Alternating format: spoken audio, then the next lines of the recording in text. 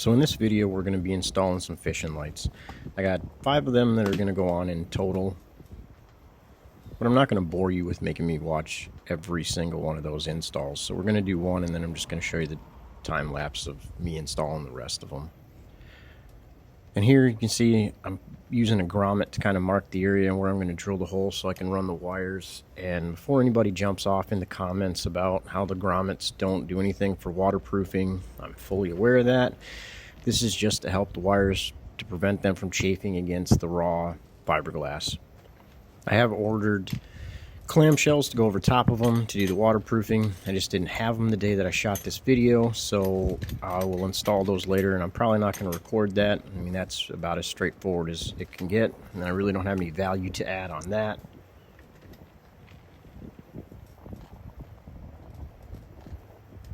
And here, these are a 5/8 grommet, so I'm just using a standard 5/8 paddle bit. I'm going to drill the hole out, and then once I've got the wires connected, the wire looms or shields or sleeves, whatever nomenclature you want to use for going over top of the raw conductors, go through there. I'm going to set them in place. And then, like I said, once the clamshells come in, I'm going to put those back on, and that should be all waterproof. But this entire install right now is just a temporary. Again, like I've said in the previous videos, this is more of a dry fit for these components. I will have to get the boat in the shop, get all the components back off again so I can do the gel coat repair, the paint correction, and the other body work that I want to do before I put everything back on. And people will probably ask why I do it this way. The biggest reason is I don't want to bugger up a new paint job. You know, mistakes happen, you drop a tool, you little nicks, little cuts, little scratches, and I just don't want that to happen to, you know, my brand new gel coat when I go ahead and put it on there. And as you can see here, I'm using a marine grade duplex, and I know a lot of people don't like duplex. I am not a huge fan of it, but for certain applications it does come in handy, especially when you're doing a light install like this. I'm going to go ahead, and you can see here that I'm running some fish tape, or a modified little fish tape, down through the hull here.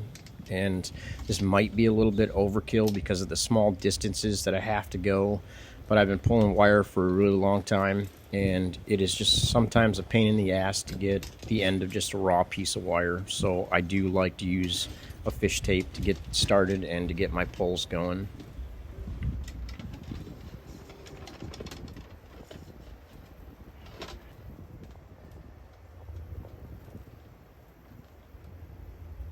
And taping the end of the wire to the fish tape here, that's again fairly straightforward. Just make sure it's nice and secure. You see I started taping at the back side and I worked my way to the front. I want a small little taper on the front there so that way the wire doesn't get hooked on anything as I'm trying to pull it through these small little areas in the hull of this boat. It's kind of a best practice what I've found over the years when it comes to pulling wire when you don't have a rigging tube or anything to run it through.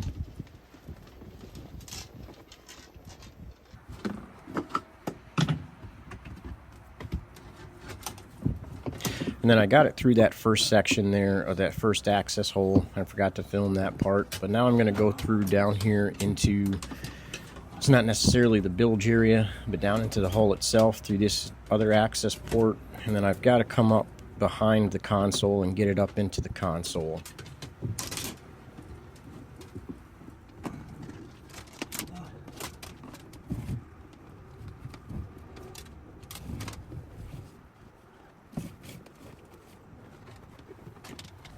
So now that I'm up to the console here, I kind of made this look a lot easier than it actually is. I cut out a lot of the video that I shot where I was struggling to get that fish tape up in there to get my fingers on it. So don't be misunderstood about how difficult sometimes this can be. You've got a very small little hole that most boat manufacturers put in to get some of these wires through.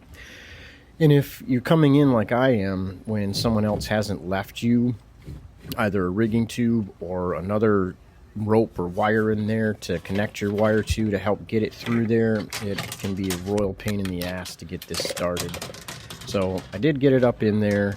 I'm not going to terminate these into a switch yet. I still have some work that I want to do to the console once I get it into the shop.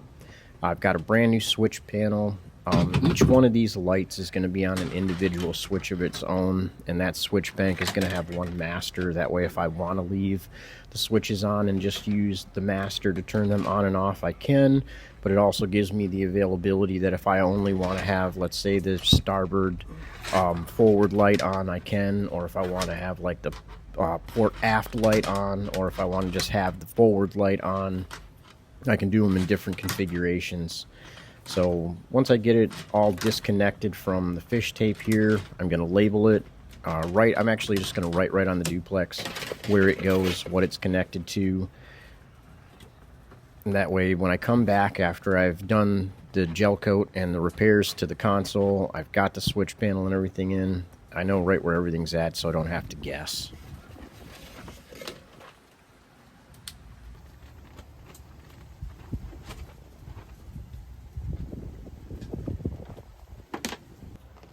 So now I'm coming back over here to where the light's at, and I'm going to make my connections here. These are just standard butt connections. There's nothing special or anything crazy that you have to do. The only thing that I'm using for material-wise in this case is I'm using the Seastar marine grade butt connectors that have the heat shrinks already attached to them. I highly recommend that that's what you use in a marine application. That is all I use and have ever used. So again, this is, fairly straightforward. The only thing that I could recommend to a DIYer is go out and get a good pair of crimpers like the ones you see me using here. Don't use those cheap little crimpers that come on the end of a wire stripper from, Walmart or Home Depot or something like that, especially in a marine application. I've seen a lot of times over the years that those little dimples on the connector or crimpers will damage the heat shrink, and it kind of, again, negates the reason for using them in the first place. So here I've got that wire shielding or wire loom, or again, whatever you want to call it. This is a protective a protective material that goes over top of the wires to, again, protect it from chafing and extend the life and the longevity of these conductors. It's fairly straightforward stuff to use. You'll see here in a minute that once I make my cut here, I'm going to go through with my heat gun and kind of melt the ends of that plastic a little bit so it doesn't fray and open up. I do that on both sides.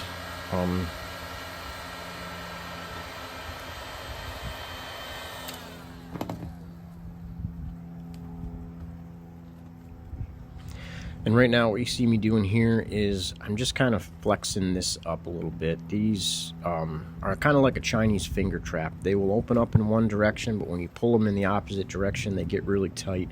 So I kind of like to work them a little bit. That way they slide on the wire a little easier. And again, I'm using my heat gun here to fuse those ends up so it doesn't fray. And then once I get it on the wire, you'll notice that I'm just going to zip tie the end of it. The proper way and the proper procedure to secure the end on the top of that wire closest to the light is to put some shrink wrap on there and then shrink wrap that down. I did not do it on this one and the other port side forward light. I just kind of zip tied them for the time being because they are going to have to come back off again.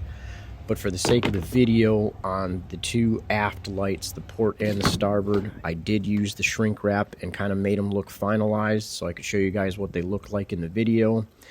But once I take these lights back off and I do the gel coat that I want to do on the boat, I'm going to go back behind myself and I'm going to redo this the right way so that way they look nice and they're done properly.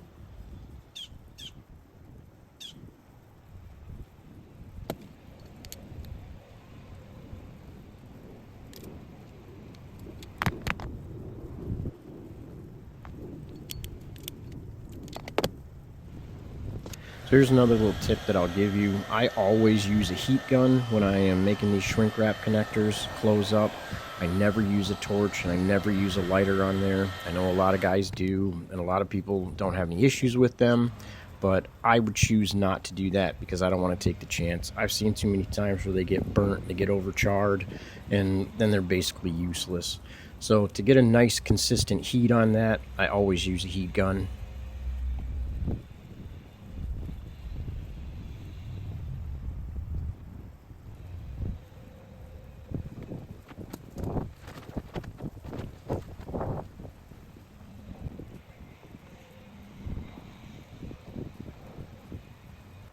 And there we are. I mean, we're pretty much done at this point. Like I said, I got to do the clamshells to waterproof it when I'm all done with the gel coat, but this is, again, pretty straightforward. Electrical on a boat is really not as complicated as a lot of people make it out to be. Here's where those end pieces are done the correct way with the shrink wrap on there to hold those looms in place. I hope you guys enjoyed the video. Hope you got some value from it, and I will see you in the next one.